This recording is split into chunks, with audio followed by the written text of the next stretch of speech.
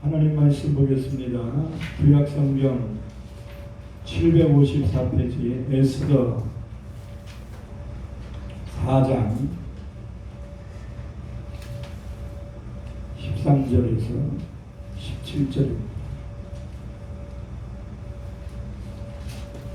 에스더 4장 13절에서 17절. 우리 다 같이 한 목소리로 합독해서 읽겠습니다.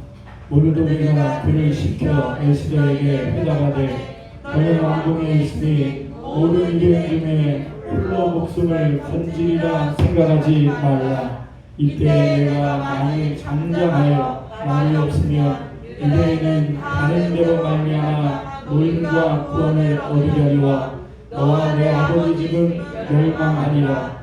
내가 왕후의 자리를 얻은 것이 이때를 위함이 아닌지 누가 알겠느냐 하니 에스더가 모르드게에게 응답하여 이르되 당신은 가서 수산에 있는 유다인을 다 모으고 나를 위하여 금식하되 밤낮 3일을 먹지도 말고 마시지도 마소서. 나도 나의 시녀와 더불어 이렇게 금식한 후에 그대를 얻고 왕에게 나아가리니 죽으면 죽으리이다 하니라. 모르드게가 가서 에스더가 명령한 대로 다 행하니라. 아멘. 하나님께 특별 찬양 드리겠습니다.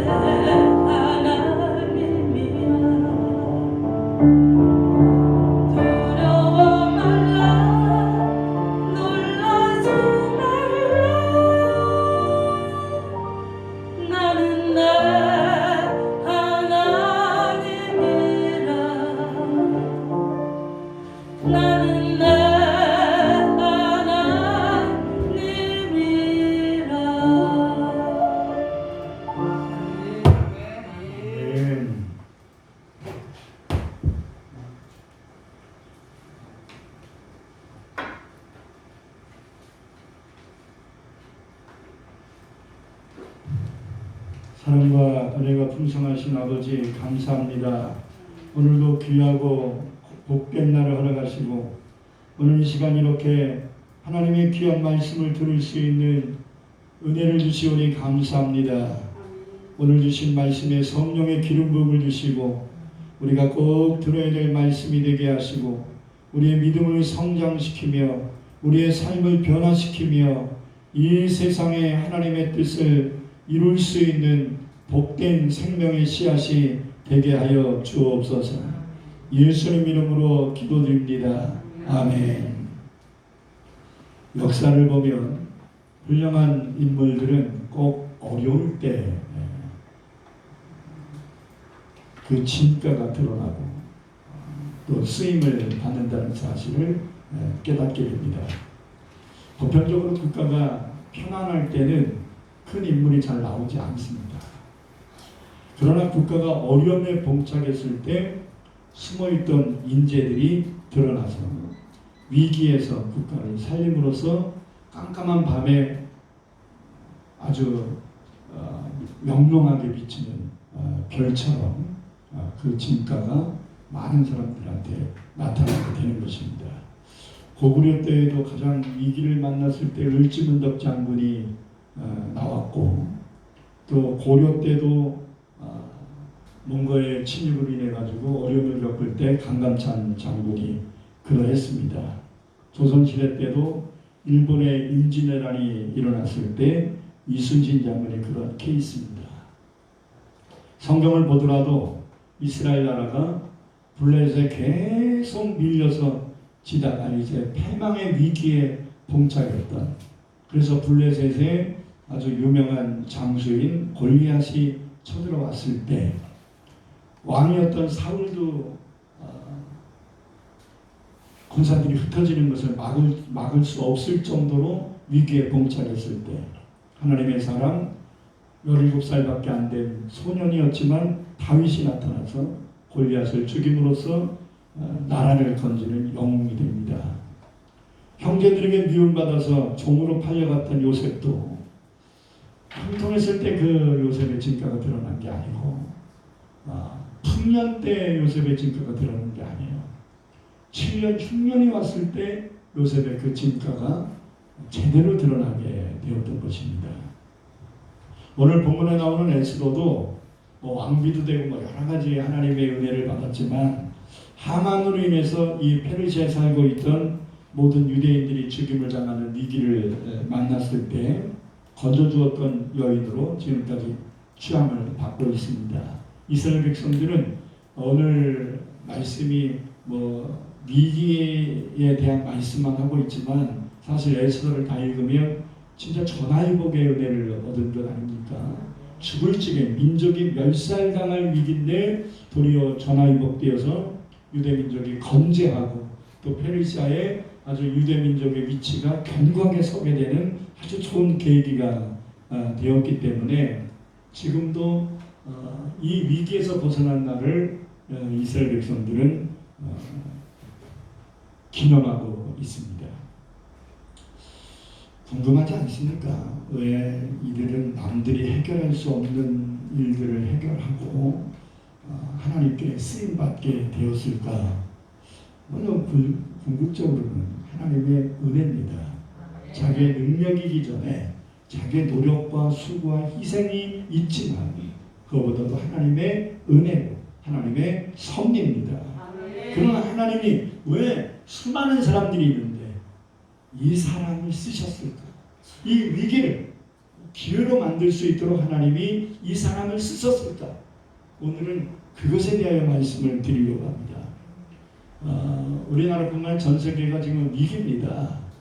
코로나 문제만이 아니고 미국도 상당한 위기입니다. 물론 북한의 김정은이가 큰 소리 치고 있지만 북한도 굉장한 위기에 봉착했습니다. 노출하고 있지 않기 때문입니다. 여러분 알게 모르게 지난 10년 동안 50만 명이 넘는 사람들이 우리나라에 지금 들어왔어요. 북한에서 도망 나온 사람들이 심각한 거 아닙니까? 이런 추세면 북한의 붕괴도 예측할 수 있을 정도예요. 그렇기 때문에 굉장히 안간힘을 쓰고 있는 거예요. 우리나라도 겉보기에는 뭐 코로나 때문에 경제 뭐 이런 문제만 표면적으로 드러나는 것만 가지고 평가할 문제가 아니지요. 상당히 위기입니다. 총체적인 위기입니다. 그러면 가정이 무너지고 있고 부모 자식 간의 관계가 파괴되고 있지 않습니까? 학교의 스승과 제자의 관계들도 지금 안 되잖아요. 계속 발생하고 있는 것이 뭡니까? 부모가 자식 계속 죽이고 있잖아요. 그리고 유치원에서 계속 선생님의 폭행 문제들이 계속 발생하고 있고, 이렇게 어선해서 되겠습니까? 코로나만 지금 위기라고 말할 수가 없는 게 전체적인 위기. 부동산도 옛날에는 집 하나 장만하느라고 엄청 힘을 써서 장만하면 세상 더 얻은 것 같이 기뻤거든요. 지금은 집 팔기가 무서워요. 집 팔면 세금으로 다 나가고 그 남은 돈 가지고 다른 집을 살려면 모자라요. 그러니까 융자를 받아야 돼요. 옛날엔 재개발하면 그 재개발 딱지 얻으면 돈방석 얻는다 이렇게 생각했는데 요즘은 재개발에도 돈 넣어야 됩니다.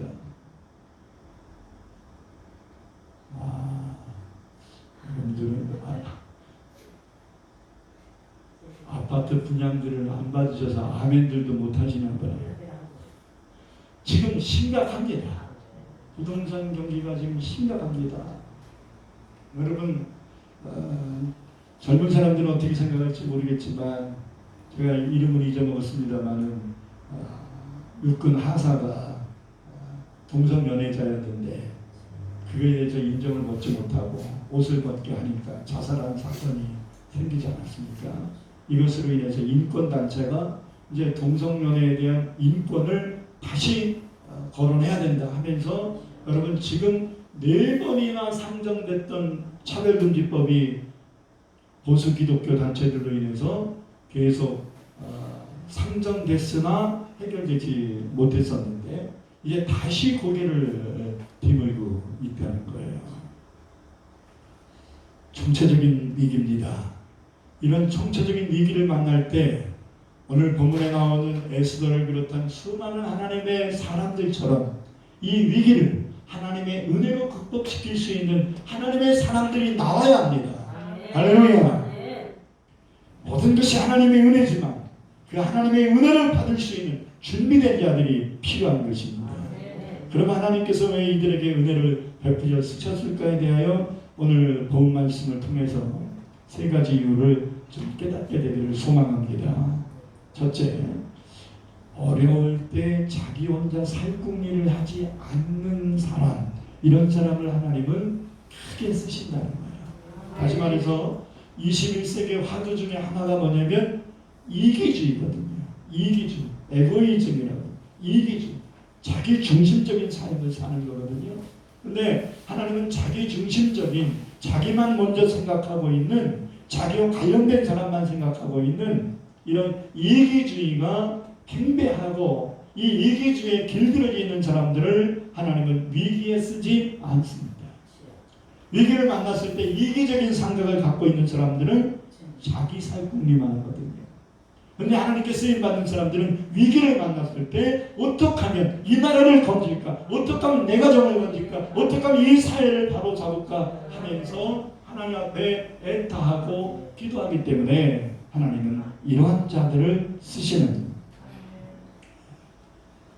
지금 NH 공사의 간부들이 신개발지 땅들을 미리 막 수십억에 50억 가까운 돈들을 융자들을 받아가지고 사재기를 해놓지 않았습니까? 여러분, 지난 IMF 시절에도 4부류의 사람들이 있었습니다. 첫째, 사재기파가 있었어요. 그래서 강남 일부 시민들이라든지 일부 중간 유통업자들 이런 사람들이 IMF 때뿐만 아니라 국가가 위기를 만날 때마다 이 사재기파들이 나와요. 자기만 먼저 살려고 하는 아주 극단적 이기주의자들이 반드시 발생합니다. 두 번째는 무관심파예요. 나는 뭐 IMF라도 상관없어. 살만한데 나하고는 상관없어. 이렇게 무관심. 코로나, 나하고는 상관없어. 이 무관심하고 자기 생각하는 것만 가지고서 남을 배려하지 않는 이런 사람들 때문에 사회가 심각해지는 거예요. 세 번째는 명패자들이에요. 평생 다니던 직장을 잃고서 세상을 원망하고 낙심에 빠져서 세상을 탓하고 이런 부정적 마인드를 갖고 사는 사람들이에요. 세상이 왜 이 모양이냐, 이제 못 살겠다, 확 엎어버렸으면 좋겠다, 막 이런 극단적인 사고를 가진 사람들입니다. 근데 네 번째 부류 사람은 필요합니다. 국가 위기를 극복하기 위해서 어떻게 하면 보잘것없는 나라도 어떻게 해야 될까라는 것을 생각할 줄 아는 사람. 여러분, IMF 때도 시민운동을 일으켰던 시민단체들이 있었잖아요. 항상 이 나라의 역사를 보면 항상 국가 위기 때는 이렇게 국가를 위하여 이 민초들이 일어나요. 우리나라 5천년 역사가 반드시 이런 훌륭한 분들이, 우리가 이름을 알고 있든 모르고 있든 이렇게 훌륭한 사람들이 꼭 있어요.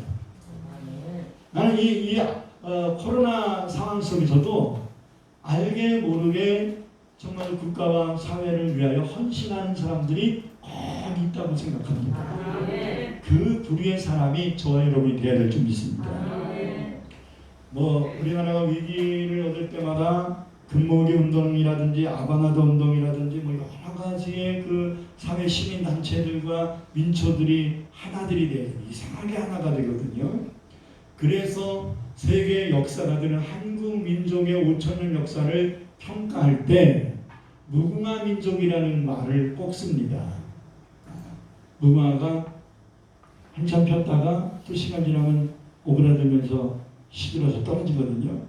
그러면 꽃이 끝나나요? 다른 꽃들은 피고 떨어지면 끝나거든요. 근데 무궁화는 보통 9개월에 10개월이 피고 지고 계속 하는 거예요. 우리나라 역사가 무너질 것 같으면 다시 일어나고 무너질 것 같으면 또 일어나고, 그러면 한일합방에서 이 나라의 국권과 언어가 다 상실됐는데도 다시 살아나잖아요. 6.25 때문에 완전히 끝났구나 했는데 다시 일어나잖아요. 이게 이 나라 민족 속 역사 속에 하나님이 베풀어 주신 은혜고 민초들의 밑거름이 되어 있기 때문인 것입니다. 하나님은 절대로 자기만 살려고 하는 사람들을 쓰지 않아요. 어려울 때 자기를 보지 아니하고 이웃을 볼 줄 알고 하나님의 영광을 생각할 줄 알고 나라 민족을 위해 눈물로 기도하는 자, 이런 자들을 쓰시는 것입니다. 오늘 본문 13절을 함께 읽겠습니다. 모르드게가 에스더에게 이렇게 말하지요. 모르드게가 그를 시켜 에스더에게 회답하되 너는 왕궁에 있으니 모든 유대인 중에 홀로 목숨을 건지리라 생각하지 말라. 너의 민족이 지금 어렵다. 너의 동족들이 지금 어렵다. 너 혼자 왕비됐다고 너 혼자 살려고 하지 말아라.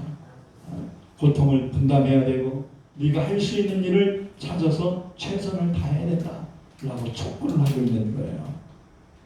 혼자 살궁리를 하는 자에게는요 14절에서 이렇게 말합니다. 이때 내가 만일 잠잠하여 말이 없으면 유다인은 다른 데로 말미암아 노임과 구원을 얻으려니와 너와 내 아버지의 집은 멸망하리라. 내가 왕후의 자리를 얻은 것이 이때를 위함이 아닌지 누가 알겠느냐. 예수님께서도 분명히 말씀합니다. 살고자 하는 자는 죽을 것이고 죽고자 하는 자는 살 것이다. 할렐루야. 그래서 이승만 대통령도 6.25 때 성경 말씀이었던 거예요. 죽고자 하면 살 길이 열릴 것이고 또 살고자 발버둥치고 도망이나 가고 이렇게 하면 다 죽는다. 그렇기 때문에 뭉쳐야 된다.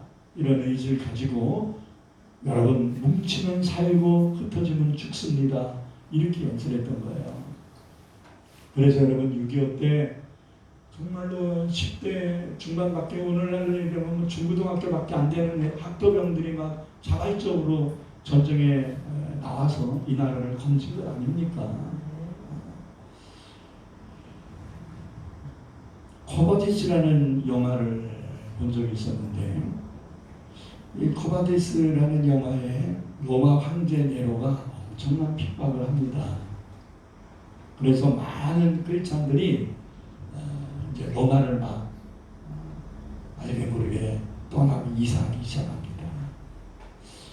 이때 이제 베드로도 자기는 계속 있고 싶었는데 제자들이 계속 부추겼어요.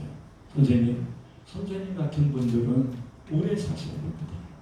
이 위기를 일단 모면하시고 다시 로마로 와서 복음을 전하십시오. 지금은 개죽음 당하기 십상입니다. 빨리 피하셔야 됩니다. 계속 부추겨서 베드로는 나는 죽더라도 복음 전하다 죽겠다 이랬는데 제자들이 계속 피신해서 당신 같은 분은 오래 살아서 한 영혼이라도 건져야 된다. 들으면 다 옳은 말이죠. 근데 사람들이 말하는 것이 옳으냐가 중요한 게 아니라 그것을 하나님이 원하시느냐가 중요한 거예요. 이것이 예수 믿는 하나님의 종들의 자세인 겁니다. 그래서 베드로가 로마를 떠나고 있었습니다. 그때 환상을 하나 봤는데 무거운 십자가를 지고 가시는 예수님의 뒷모습이 보이는 거예요. 베드로는 예수님의 수제자였기 때문에 예수님의 뒷모습만 봐도 예수님이구나라는 걸 알았어요. 그래서 유명한 말했죠. 커바디스 도미니 이렇게 얘기합니다. 커바디스 어디로 가십니까? 도미니 주님. 예수님을 향해 주님 어디로 가십니까? 이렇게 물었어요. 그랬더니 예수님이 나는 네가 버리고 가는 로마를 위해 다시 십자가를 지기 위해서 로마로 간다. 이렇게 얘기했어요. 그 환상을 본 베드로는 눈물을 흘리면서 회개를 합니다. 주님 잘못했습니다. 주님이 원하시는 뜻이 무엇인지 모르고 사람의 말만 들었습니다. 제가 가겠습니다. 그래서 베드로는 그 환상을 본 다음에 다시 로마로 들어가서 생명 걸고 복음을 전하다가 순교까지 하게 되었습니다. 이 모습을 보신 예수님이 얼마나 기뻐하셨겠어요. 여러분 살려면 살 길은 있어요. 그러나 내가 얼마나 오래 사느냐 이게 중요한 게 아니에요. 여러분 길게 살기를 원합니까? 짧게 살기를 원합니까? 이렇게 질문하면 길게 살기를 원하는 거죠. 장수가 복이라고 생각하니까. 근데 길게 의미 없이 살기를 원합니까? 굵고 짧게 의미 있게 살기를 원합니까? 그러면 꼭 굵고 짧게 의미 있게 살기를 원한다고 해요. 근데 현실이 그러냐 이 말. 말은 그렇게 그럴싸하게 얘기하는데 정작 그런 환경이 닥치면 진짜 굵고 짧게 살겠다고 결단하는 사람이 몇이나 될 수 있겠냐 이 말이에요. 베드로 같은 결단하는 사람이 얼마나 있겠습니까?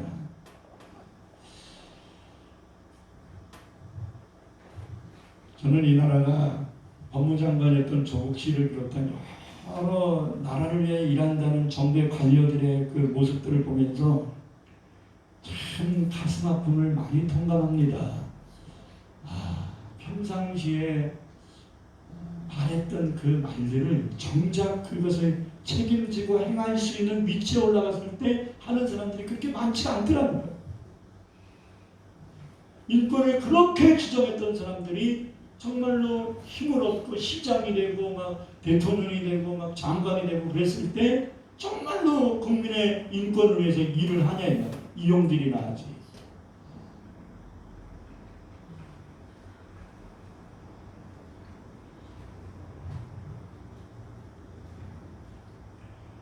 자기 마음을 비우고 정말 하나님의 뜻을 깨닫고 그리고 하나님의 뜻이 무엇인가 생각할 줄 아는 이런 성숙된 마음이 우리에게 있어야 되는데 그렇지 못하는 것이 오늘의 현실인 것 같아요. 그래서 호미로 막을 것을 가래로 막는 이런 문제들이 많이 발생해요. 조금 문제 발생했을 때 정신 바싹 차려야 되는데 조금 문제 발생했을 때 나만 생각하면 그 조그만 문제가 큰 문제로 확산될 수 있는 거예요. 혼자 살려고 하면 여러 사람들 고통당하게 되지만 희생하려고 하면 여러 사람들이 살 수 있습니다. 아멘. 이 나라의 가정들이 왜 깨지고 있습니까? 다른 이유가 여러 가지 있겠지만 가장 중요한 이유는 가정을 지키려고 하는 희생하는 사람 그 한 사람이 사라지고 있기 때문인 것입니다. 저 여러분은 지금까지 가정을 위해 기도해왔고 아멘. 가정 복음화를 위해 기도했다면 가정 복음화는 말로 되는 게 아니잖아요. 희생으로 되는 겁니다. 한 알의 밀알이 땅에 떨어져 죽을 때 열매를 맺는 거예요. 가정 복음화가 그렇게 시간 되면 저절로 되는 게 아닙니다. 두 번째, 하나님은 어떤 사람을 쓰시느냐? 내일을 준비하는 사람들이 어려울 때 쓰임을 받을 수 있어요. 내일을 준비하는 거예요. 오늘만 보지 않고 미래를 보는 거예요. 내일을 보는 거예요. 주어진 현실만 보지 않고 그것을 뛰어넘을 수 있는 마인드를 갖는 사람들인 거예요.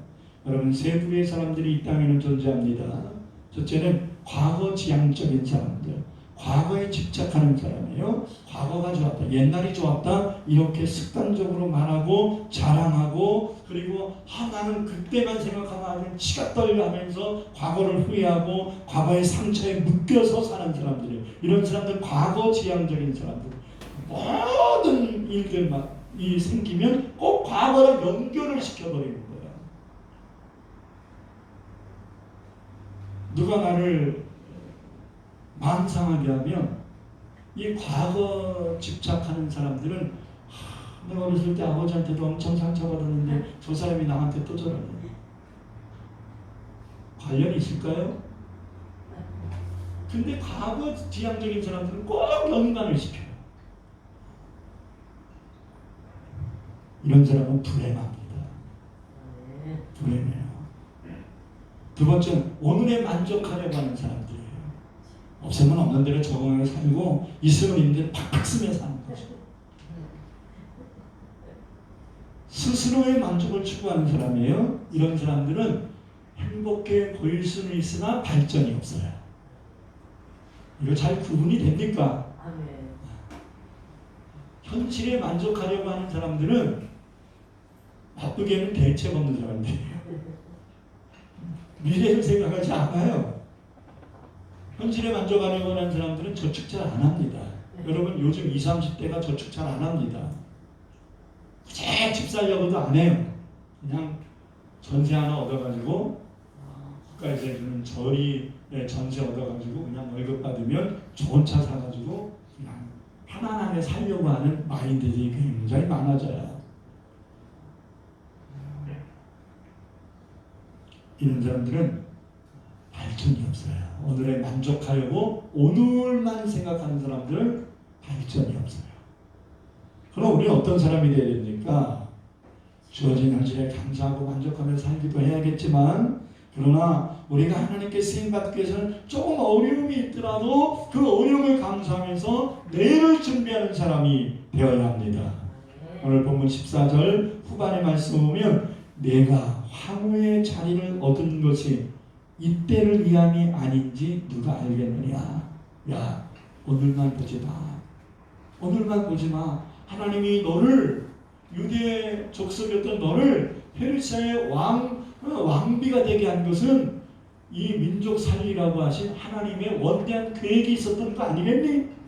너 내일을 좀 바라봐라. 하나님이 너에게 주신 사명을 좀 바라봐라. 이렇게 말하고 있는 것입니다. 유대인이었지만 소망 가지고 현실에 안주하지 말고 이 정도면 됐어 라고 생각하지 말고 하나님이 여기까지 인도하여 주신 그 은혜를 생각하여 하나님이 나를 왜 여기까지 인도하셨는가 그 방향 감각을 가지라 이 말이에요. 어디를 향하여 갈 거냐 이 말이에요. 아멘. 그래서 최선을 다해서 에스더는 하나님이 나를 왕비로 삼으신 이유가 뭘까를 생각하면서 내일을 준비한 것입니다.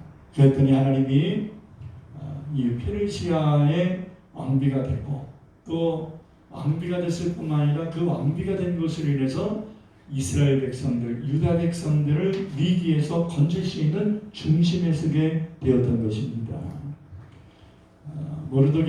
에스더는 모르드게의 말을 듣고 유대인이 만난 민족의 멸절의 위기를 하나님이 주시는 축복의 기회로 바꾸는데 하나님이 쓰셨고 에스더는 미련 없이 쓰임 받은 겁니다. 여러분 1930년대는 미국 역사에 가장 큰 경제의 위기를 만난 때였습니다. 그래서 경제 대공황이라는 표현을 했습니다. 거의 모든 공장들이 문을 닫았고요. 은행들도 금융위기를 극복하지 못해서 은행들이 다 폐업을 하기 시작했습니다. 그때 제이 레스커라는 사람이 있었습니다. 중소기업 건설업체 사장이었는데 이 사람이 자신이 갖고 있었던 모든 재산, 자기 회사의 증권이라든지 이런 것들을 다 찾아서 팔아가지고 다 찾아서 국가 경제를 살리기 위한 큰 프로젝트를 기획합니다. 사업하는 사람들은 사업 마인드라는 게 있죠. 큰 경제를 큰 회사를 경영하는 사람들은요 오늘만 보지 않아요. 20년, 30년, 50년, 100년까지 바라봐요. 세계적인 기업들은 그런 굉장히 미래를 보는 내일을 준비하는 이런 마인드들을 갖고 있는 겁니다. 삼성 반도체가 지금 세계를 장악하고 1위를 견고하게 한 이유는 지금 돌아가셨죠? 이건희 회장이 40대 중반에 회장으로 됐을 때 그는 아내 외에는 다 바꿔라라는 표현을 하면서 오늘의 현실에 안주하지 말고 21세기를 준비해야 된다라는 마인드를 가지고 하나씩 차근차근 준비해 갔어요. 그러면서 그가 계획했던 것이 뭐냐면 20세기 후반부터 21세기가 되면 반도체가 활성화될 것이다 라고 생각해서 이미 그가 회장이 됐을 때부터 반도체 사업을 준비한 거예요. 여러분 대단하지 않습니까? 그렇기 때문에 세계적 기업이 되는 거예요. 여러분 세계적으로 쓰임받기를 원합니까? 마인드가 세계적이야죠. 기도만 하나님 세계적으로 우리 아들 세계적으로 쓰임받게 해주세요. 우리 손주들이 세계적으로 쓰임받게 해주세요. 세계적으로 쓰임받는 마인드가 생각이 시각이 세계적이어야 되지 않겠습니까? 커야지요. 그냥 내 새끼만 해가지고는 이 새끼는 세계를 주도할 수 없어요. 할렐루야. 그를 키워야 됩니다. 그래서 이 레스커는 뉴욕의 맨하탄이라는 곳을 방문합니다. 옛날 우리나라 난지도처럼 이 맨하탄은 이 뉴욕시의 쓰레기 합치장이에요. 근데 지질 조사를 해보니까 이 맨하탄 이 지하에는 엄청난 바위가 있는 거예요. 엄청난 바위가. 근데 이 맨하탄도 여의도처럼 섬이거든요. 지금은 뭐 육지처럼 되어버렸지만 원래는 섬이에요. 근데 이 맨하탄이라는 이 섬이 큰 반석 하나로 이루어진 거예요. 그래서 이 레스코는 여기다 빌딩을 줘야 되겠다. 그러면서 지금 일거리를 잃어버린 실직자들을 다 불러다가 여러분 연인원 200만 명을 불렀어요. 그 당시에 실직자들을 불러다가 이 건물을 짓는데 계속 노동자로 쓰기 시작한 겁니다. 쓰레기 합치장이었던 그 땅을 헐값에 매입해가지고 큰 건물을 짓기 시작하는데 이렇게 어려울 때 무슨 건물을 짓냐 하는데 아니에요.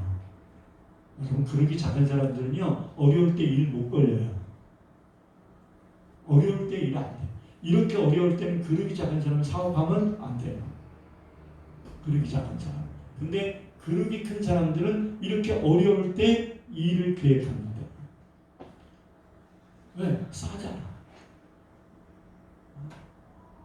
어려울 땐 모든 것들이 다 원활하게 할 수 있어요. 1, 2층 진 게 아니에요. 1, 20층 진 게 아니에요. 30층, 40층, 50층, 60층, 70층, 80층, 90층 막 계속 올라가요. 몇 층까지 진지 압니까? 102층까지 있어요. 그게 우리가 잘 아는 세계적인 빌딩, 엠파이어 스테이트 빌딩입니다. 주변의 사람들은 레스코가 너무 무모한 짓을 하고 있다고 생각을 했습니다. 레스코는 그래도 실적자들에게 꿈을 심어주는 일을 그만두지 않겠다라는 생각을 가지고 내 재산 다 없어진다 할지라도 나라의 경제를 살려야 되겠다는 생각을 한 거예요. 그의 의도는 실직자들에게 자기가 갖고 있는 돈을 주기 위해서 일을 벌인 거예요. 자기가 후대에 어떤 업적을 남겨야 되겠다 이래서 대리층을 세운 게 아니에요. 어려운 사람들에게 일 주기 위해서 이 빌딩을 계획한 것입니다.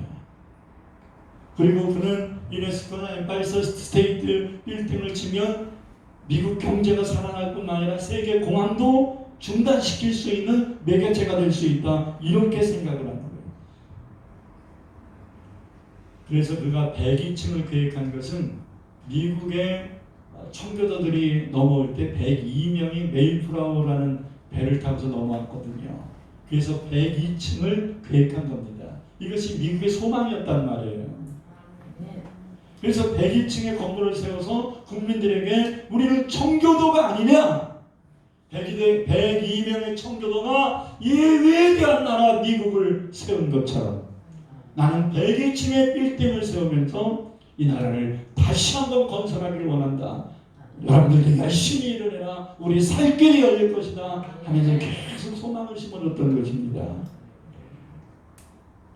그리고 그는요, 어려울 때일수록 돈을 움켜쥐는 게 아니라 어려울 때일수록 돈을 푸는 것이 경제를 살릴 수 있는 길이라는 걸 아는 거예요. 여러분, 우리의 마인드가 바뀌어야 돼요. 이기적이고 자기중심적인 생각 속에 있어서는 안 됩니다. 내일을 봐야 됩니다. 하나님은 어제나 오늘 영원토록 동일하신 분이잖아요. 하나님이 여기까지 인도하셨으면 앞으로도 우리를 인도하실 여호와 일의 하나님을 믿어야 합니다. 끝으로 모든 문제를 끌어안고 하나님께 기도하는 사람들을 하나님은 위기에 쓰시는 거예요. 인간의 힘은 한계가 있습니다. 그러나 하나님은 무한한 능력을 소유하신 분입니다. 기도는 이런 무한한 능력을 가지신 하나님의 능력을 힘입는 길이에요. 다른 사람이 돕는 것보다 전능하신 하나님, 창조주 하나님, 우주 만물을 주관하시는 그 하나님이 우리를 도와주시면 됩니다. 그 도움을 얻으시는 통로가 기도라는 통로예요. 할렐루야. 꿈을 가진 사람들이 그 꿈을 이루기까지 전능하신 하나님, 무한대의 능력을 갖고 계시는 그 하나님을 의지해야 됩니다. 본문 16절에서 에스더는 뭐라고 말합니까? 당신은 가서 모르드게에게 얘기한 거죠. 당신은 가서 수산에 있는 유대인들을 다 모으고 나를 위하여 금식하되 밤낮 3일을 먹지도 말고 마시지도 마소서. 나도 나의 시녀와 더불어 이렇게 금식하여 기도한 후에 규례를 어기고 왕에게 나아가리니 죽음은 죽으리이다 하니라. 어떤 분들은 3일 금식하면서 죽음은 죽겠다는 각오를 가지고서 기도했다 이렇게 얘기하는데, 다시 말씀드리면 3일 금식한다고 안 죽습니다. 3일 금식에 생명을 건 게 아니라 금식을 하고서 왕에게 나아가는데, 그래서 금식해서 기도했잖아요. 기도했으면 하나님이 도와주실 것을 믿어야지요. 그 믿음을 가지고 기도했으니까 하나님이 나 에스더를 도와주실 것이라는 믿음을 가지고 이 문제를 해결할 수 있는 주체가 되어 있는 왕 아하수로를 만나겠다는 거예요. 만나서 이 문제를 얘기하겠다는 거예요. 아멘. 그런데 그 왕이 자기를 받아들이지 않고 아무리 왕비를 내가 부르지도 않는데 어떻게 어전에 올 수 있느냐 하고서 내쳐버리면 왕비도 죽임을 당할 수 있는 그런 왕정시대였기 때문에 에스더가 생명을 건 것은 하나님께 3일 기도하다가 죽겠다는 얘기가 아니라 하나님 앞에 3일 금식하며 기도한 후에 왕에게 나아가서 이 문제를 풀려고 할 때 왕의 마음이 열리지 않아서 죽게 된다면 죽을 것이다 라는 거예요. 여러분, 왕이 죽이면 죽나요? 생명은 왕이 죽이는 게 아니에요. 생명의 주관자는 누구예요? 하나님이거든요. 여러분, 하나님께 기도하고 하나님 뜻대로 행하는데 죽어요? 그거는 이유가 있는 거예요. 스데반이 죽어요? 그건 순교잖아요. 여러분, 하나님의 큰 일, 이 어려울 때 쓰임받는 사람들은 순교적 각오를 갖는 거예요. 하나님은 그런 사람들을 쓰는 거예요. 기도만 하면 뭐합니까? 기도했다면 내 기도를 들으신 하나님이 어떤 흐름으로 나를 이끌어 가실 것인가를 감을 잡아야지. 그래서 그 자리에 서야지. 내가 앞서면 안 돼. 기도가 앞서야 돼. 기도하고 멍 때리고 있으면 안 돼. 기도했다면 믿음으로 행해야 돼. 이것이 죽으면 죽으리라는 각오인 것입니다. 여러분, 오늘의 문제, 어떤 문제냐는 것을 분석하는 것도 중요합니다. 이 문제도 생각하면 아주 머리가 아파, 아주 정제도, 골치 아파. 그냥 하나님께 다 맡길 거야. 진짜 맡기고서 맡길 거야 하는 건가? 체념입니다. 분별해야죠. 진짜 맡긴 거예요, 체념이에요. 기도하면서 맡긴 거면 마음에 평안함이 있어야지. 왜 근심이 돼? 왜 두려워? 왜 조바심이 나냐? 맡겼다는 거죠. 맡겼으면 우리의 마음에 뭐가 있어야 돼요? 평안이 있어요. 그게 맡긴 거. 성경이 너는 아무것도 염려하지 말고 너의 구할 것을 감사함으로 하나님께 아뢰라. 그러면 어떤 하나님? 평강의 하나님이 너의 마음과 생각을 지켜주시니 우리의 생각 속에 염려하는 것을 하지 않도록 평안함으로 지켜주시겠다 이 말이에요. 그러니까 응답은 어떻게 오는 거예요? 평안함으로 오는 거예요. 마음에 확신이 있는 사람들은 근심하지 않습니다. 의심하니까 근심하는 거죠. 확신하면 왜 근심이 되겠어요? 하나님이 도와주실 것이라고 확실히 믿으면 근심하지 않습니다. 말씀의 결론을 맺습니다. 여러분, 오늘날 이 나라와 전 세계와 그리고 개인적인 여러분 저도 여러 가지 위기를 만나서 어려운 때입니다. 뭘 어떻게 해야 될지 모르는 막연함이 있어요. 돈 문제도 그렇고 건강 문제도 그렇고 이 코로나 문제도 그렇고 여러 가지로 자녀들 문제도 그렇고 뭐 여러 가지로 우리가 뭘 어떻게 될지 모르는 그냥 죽은 고기가 물살에 그냥 떠내려가는 것 같이 그냥 떠밀려가는 인생같이 우리가 살아가고 있는 실정이에요. 그냥 어떻게 살다 보니까 지난 1년 동안 코로나 얘기하다가 그냥 1년이 그냥 가버린 거예요. 여러분 지난 1년 동안 뭐 했습니까? 우리 그냥 코로나 얘기하다가 1년 갔어요. 금년도 그렇게 갈 수는 없잖아요. 여러분 우리가 이제 뭐 백신이 나왔다 막 해가지고 백신에다가 소망을 많이 걸 수 있는데 그것도 가봐야 하는 거 아닌가요? 그죠? 두려워하라는 얘기가 아니라 백신이 모든 문제를 다 해결할 수는 없을 겁니다. 또 다른 변이 바이러스가 이 백신과 또 무관할 수 있을 수도 있어요. 지난 10여 년 동안에 우리나라에 발생했던 그리고 전 세계에 발생했던 돌림병을 분석을 해보면 사스 때문에 굉장히 힘들었는데 사스가 잠재하니까 메르스가 생겼어요. 메르스가 잠재워져서 이제는 종결됐나 했더니 코로나가 생기지 않았습니까? 그렇다면 코로나 종결되면 또 무슨 문제가 생길 겁니까? 이런 식으로 하면 불안해서 어떻게 살겠어요? 이 모든 흐름을 하나님은 주관하십니다. 하나님은 우리를 향하여 바로 살라고 경고하고 계시는 것입니다. 우리를 죽이기 위해서 이런 문제가 발생하는 게 아니에요. 우리를 바로 세우기 위하여 이런 문제를 하나님은 허락하고 계시는 것입니다. 그렇다면 하나님이 모든 것을 주관하고 계신다는 것을 믿고 우리가 해야 될 일들을 하면서 살아야 되는 것이 중요한 거예요. 그러기 위해서는 너무 환경의 문제에 집착해서 위기라는 생각만 갖지 말고 이 속에도 하나님이 계십니다. 이 상황 속에도 하나님이 보고 계십니다. 라는 믿음을 가지고 나는 오늘의 이 현실을 어떻게 볼 거냐. 이기적인 생각, 이기적인 마인드에서 벗어나서 이제는 좀 시야를 넓히고, 아멘. 시야를 넓혀요.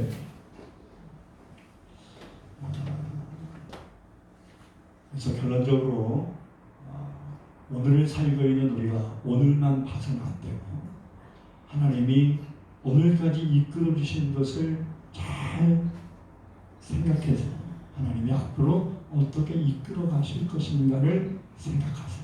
여러분 개인도 하나님이 여기까지 이렇게 인도하셨는데 앞으로는 어떡하지? 여러분 여기까지 온 것도 내 힘이 아니잖아요. 내 계획이 아니잖아요. 그래서 앞으로 이루어질 것도 인간적으로는 불안함이 있을 수 있겠으나 불안할 필요 없어요. 하나님이 내일도 이끌어 주실 겁니다.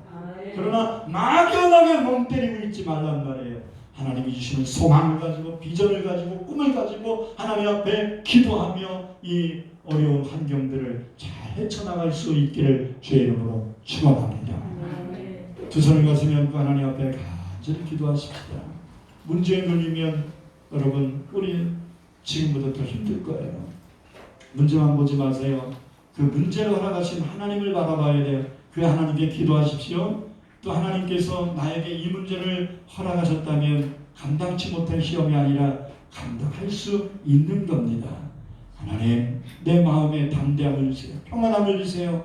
이것을 통하여 감당할 수 있는 능력을 주시고 에스더가 자기 할 일을 찾아서 결단력을 가지고 행했던 것처럼 하나님 나도 내 할 일이 무엇인가 찾아서 그 일을 하게 해주세요. 남 탓하지 말고 환경 탓하지 말고 오직 하나님과 손잡고 승리의 삶을 살 수 있게 해달라고 우리 다같이 주여 한번 부르시고 통성으로 기도합니다. 주여 할렐루야. 나의 아버지 하나님 감사합니다. 오늘도 우리에게 주신 귀한 승리 말씀을 마음판에 드리겠습니다. 아버지 하나님 내가 인간이 계획한 것 인간이 생각한 것 가지고 되는 게 아닙니다. 사람이 그 길을 계획할지라도 그 발걸음을 인도하실 분은 하나님이십니다.